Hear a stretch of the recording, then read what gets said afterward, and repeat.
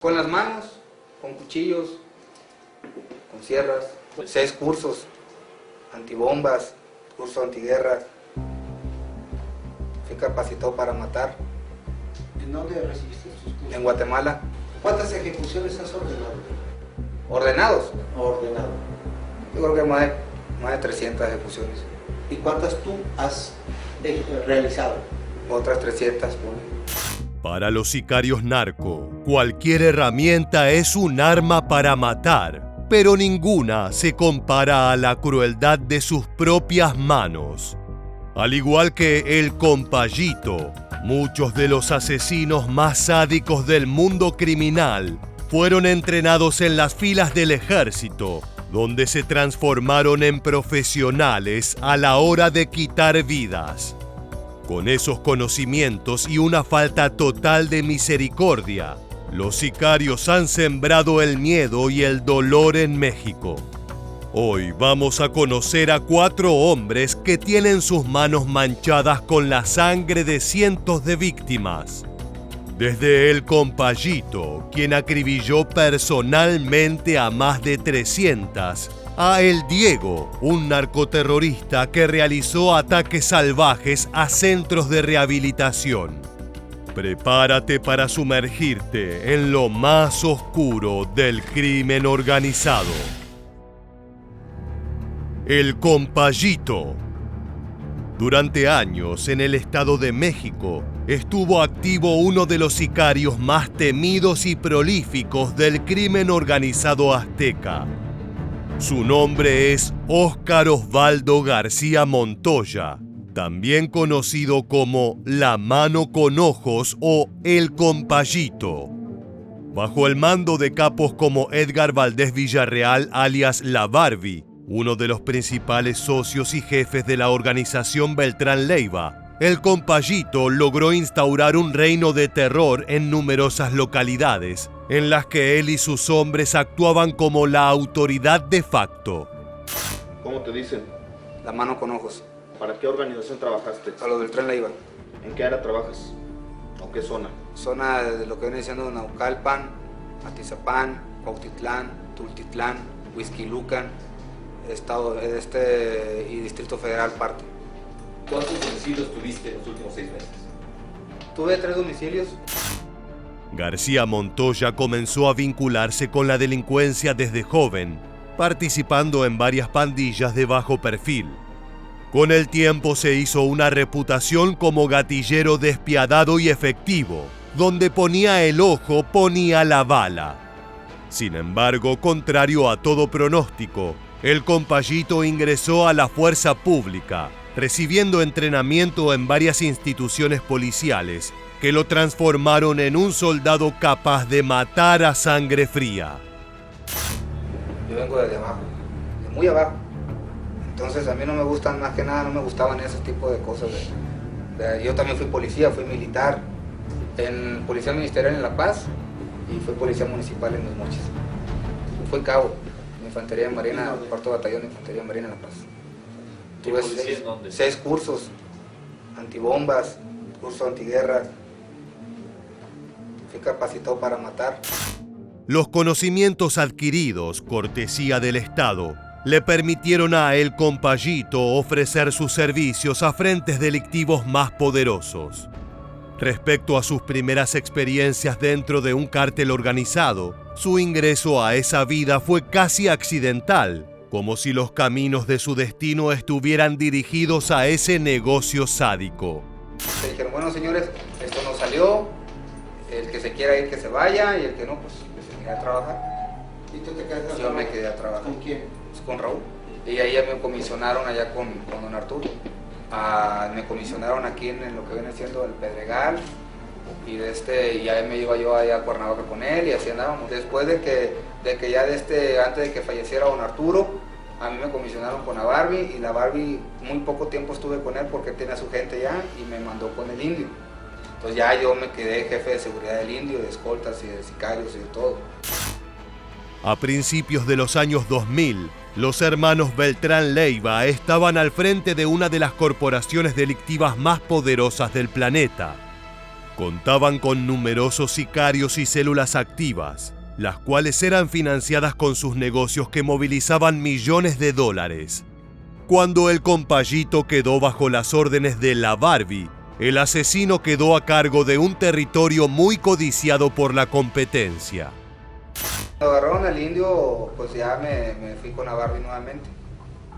Y ya me quedé yo, Barbie ya me dejó encargado de la estructura que tenía el indio ahí controlando. ¿Cuál estructura tenías? Pues nomás tenía tu Huixquilucan, nada más lo que tenía la zona de Huixquilucan y parte de Naucalpan ahí nada más tenía. En ese tiempo manejábamos como unos 25 halcones. La región que manejaba García Montoya contaba con la presencia de varias células rivales que pretendían hacerse con el control de rutas y laboratorios clandestinos. Para evitar la caída de su organización, el jefe de sicarios tuvo que adoptar medidas especialmente sangrientas.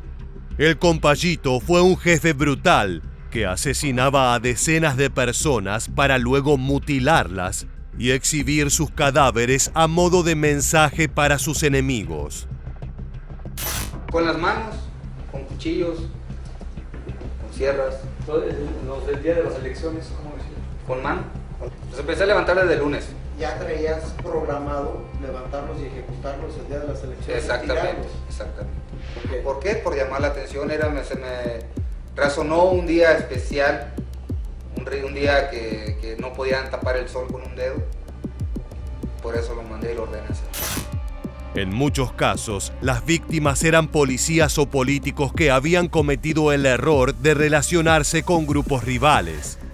Así fue como en el Estado de México comenzaron a aparecer cuerpos destrozados, con mensajes firmados por el delincuente y sus hombres.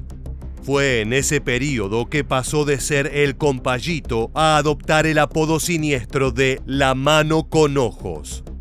Según sus propias declaraciones, por orden o acción directa, este criminal acabó con la vida de aproximadamente 600 personas, lo que lo convierte en uno de los asesinos más prolíficos de México. ¿Cuántas ejecuciones has ordenado? ¿Ordenados? Ordenado. Yo creo que más de 300 ejecuciones. ¿Y cuántas tú has realizado? Otras 300, pone. Que yo he hecho con mis propias manos. Los enemigos y traidores recibían la pena más dura. Por el contrario, aquellos funcionarios públicos que se alineaban con García Montoya recibían como pago hasta $5,000 mensuales y regalos que solían consistir en drogas y mujeres. De esa manera, combinando violencia y sobornos, La Mano con Ojos se transformó en una figura clave para el narcotráfico en el Estado de México. Sin embargo, no era el único que deseaba sentarse en ese trono. Cuando yo me quedé con la estructura, fue cuando ya agarraron al compadre, cuando ya Montemayor fue capturado, yo me quedé con la estructura.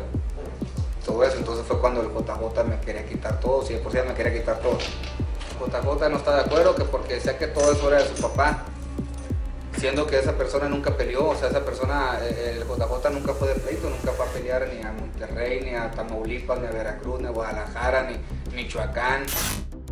Las rivalidades con el Indio, así como también con frentes incipientes como la familia michoacana y posteriormente con el cártel Jalisco Nueva Generación, fueron debilitando la organización que lideraba La Mano con Ojos. El asesino de cientos de mexicanos fue atrapado en 2011 por uniformados de la Marina y en la actualidad se encuentra tras las rejas cumpliendo su condena. Sin embargo, ninguna reclusión puede llegar a saldar el enorme daño que causó este hombre a México. El Huache. Los Zetas son responsables de algunos de los crímenes más repugnantes de la historia mexicana. Sin embargo, entre su repertorio de atrocidades, pocos casos pueden compararse al de la masacre de San Fernando, Tamaulipas, perpetrada en agosto de 2010. Entre los días 22 y 23 de dicho mes, Un equipo de sicarios secuestró a casi 80 migrantes latinoamericanos que viajaban con rumbo a la frontera entre Estados Unidos y Tamaulipas.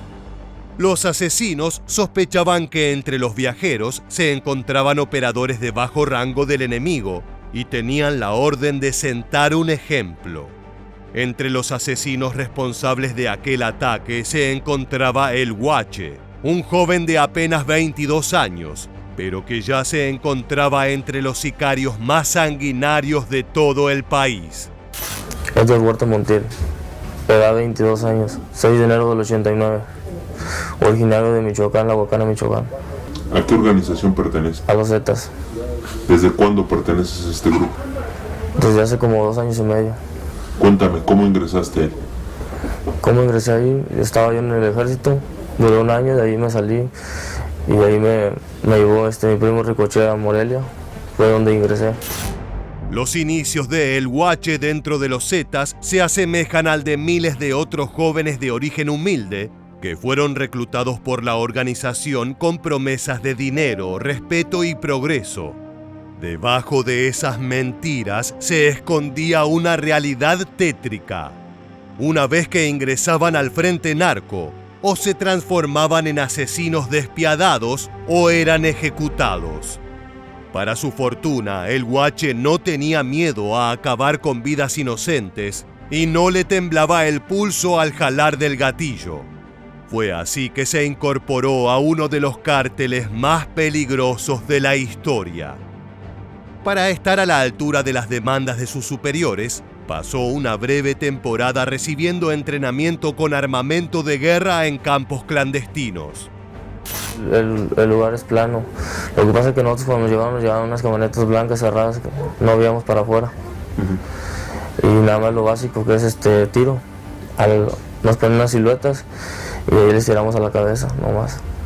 ¿Con qué armas? Con R15 y cuerno. ¿Y eso lo hacían diario? Sí.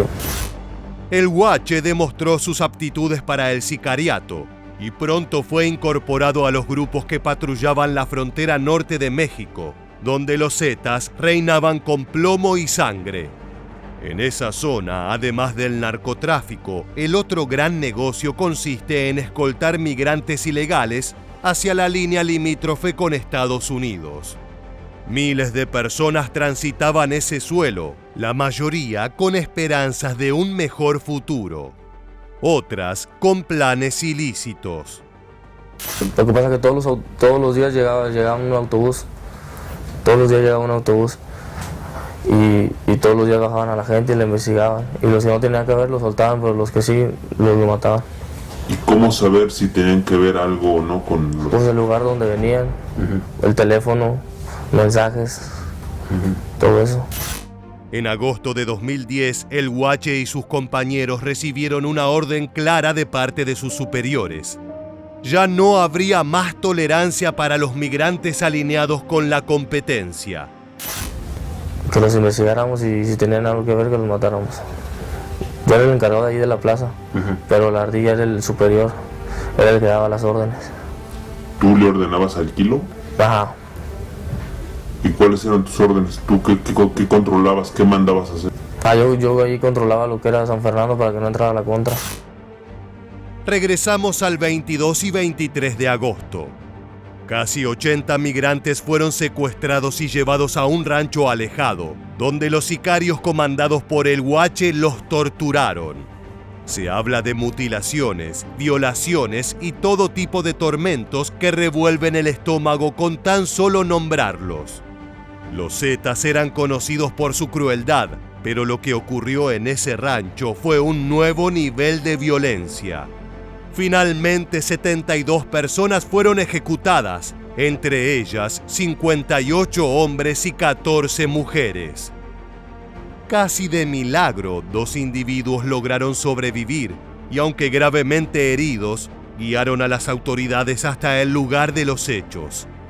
Allí se encontraron con fosas donde reposaban los cuerpos destrozados.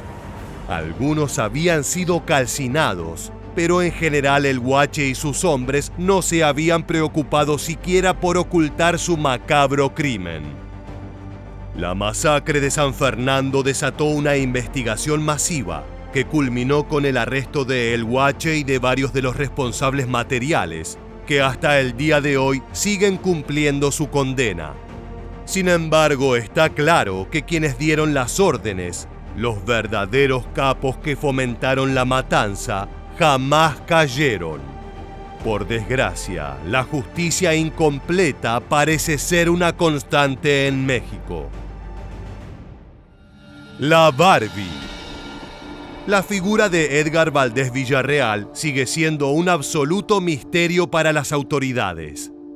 Ya sea como parte de la organización Beltrán Leiva o como líder autónomo, este sujeto fue responsable de algunas de las operaciones narco más redituables de los años 2000.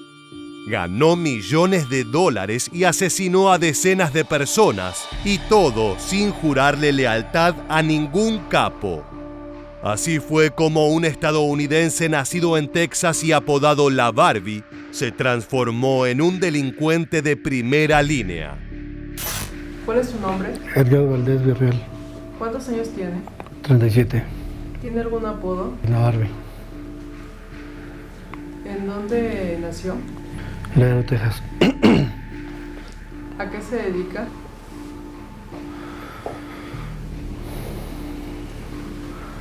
Al narcotráfico. ¿Formó parte de alguna organización en el pasado? Era amigo de Arturo Beltrán. Si bien La Barbie suele ser relacionado a los hermanos Beltrán Leiva y su etapa dorada, en su testimonio este hombre afirma que en realidad solo colaboró de manera eventual, que él tenía sus propios negocios en el Estado de México y otras zonas importantes del país. Tres veces trabajé con él, en cosas de él, ¿verdad? Pero no, yo trabajaba mis cosas solo. ¿Y cuál era el interés de que usted lo conociera? Que él supuestamente hablaba con los Zetas y que me iban a arreglar ahí con los Zetas para que no me estuvieran buscando. Y él le arregló una cita para yo ir a ver a Ociel. La brutalidad y la negociación en frío son dos caras de una misma moneda para La Barbie. Por un lado era calculador y trataba de dialogar con sus enemigos y rivales. Por el otro era un sádico que si se enfurecía era capaz de ordenar asesinatos masivos con detalles morbosos, torturas con fuego y electricidad, violaciones, mutilaciones. Todo lo que puedas imaginar entraba dentro del repertorio de La Barbie y sus asesinos. Tras la muerte del jefe del cártel, Arturo Beltrán Leiva, a finales de 2009, Valdés libró una prolongada guerra de bandas por el control del cártel que resultó en más de 150 muertes, muchas de ellas grabadas en video para ser utilizadas como propaganda morbosa. De esa manera, el tejano se abrió camino en el negocio, llegando a codearse con los principales referentes del mercado. ¿A quién más llegó a conocer mientras usted estuvo dentro de este mundo de narco?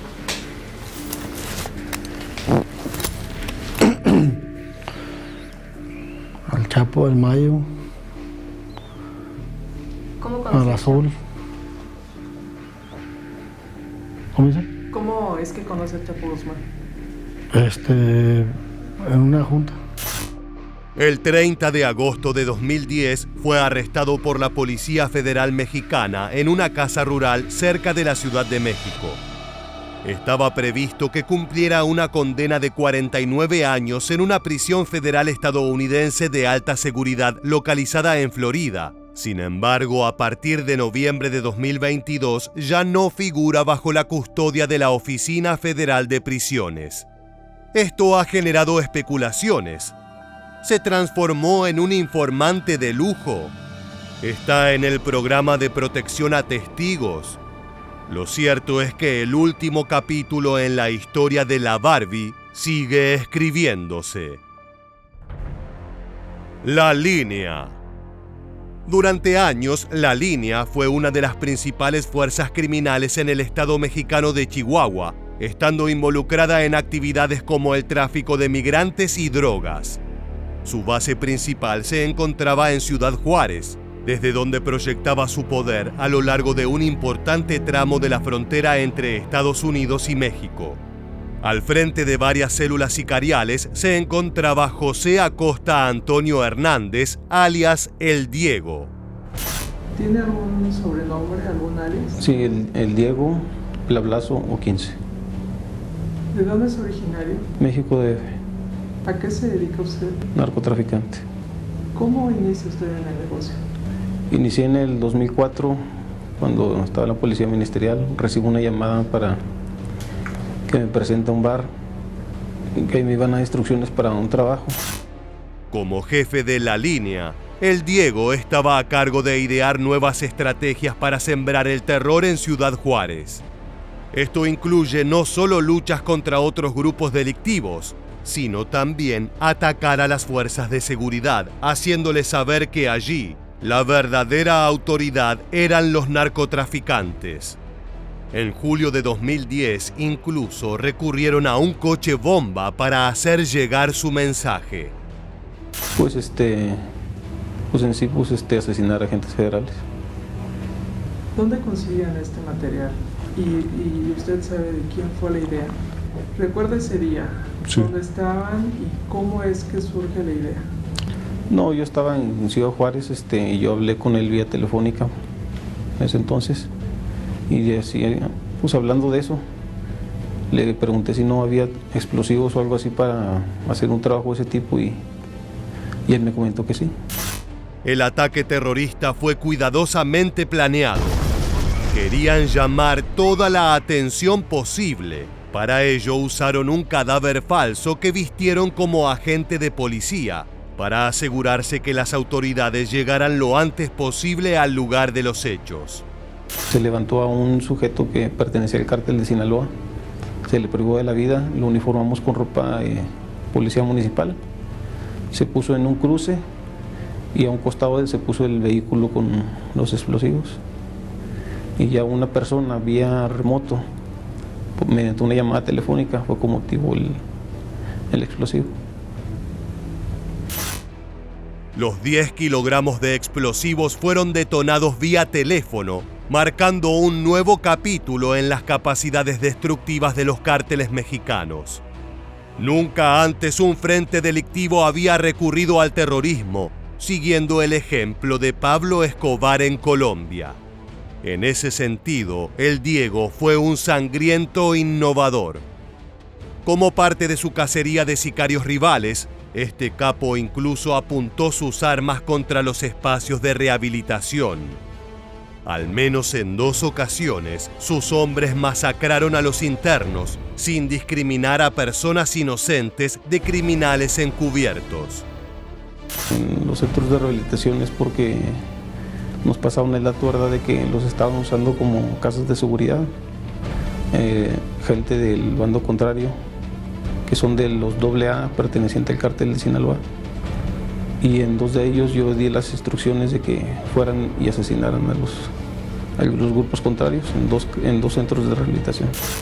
Las manos de El Diego y de la línea están manchadas con la sangre de cientos de personas, muchas de ellas jóvenes y adolescentes, cuyo único pecado fue estar en el lugar y en el momento equivocados.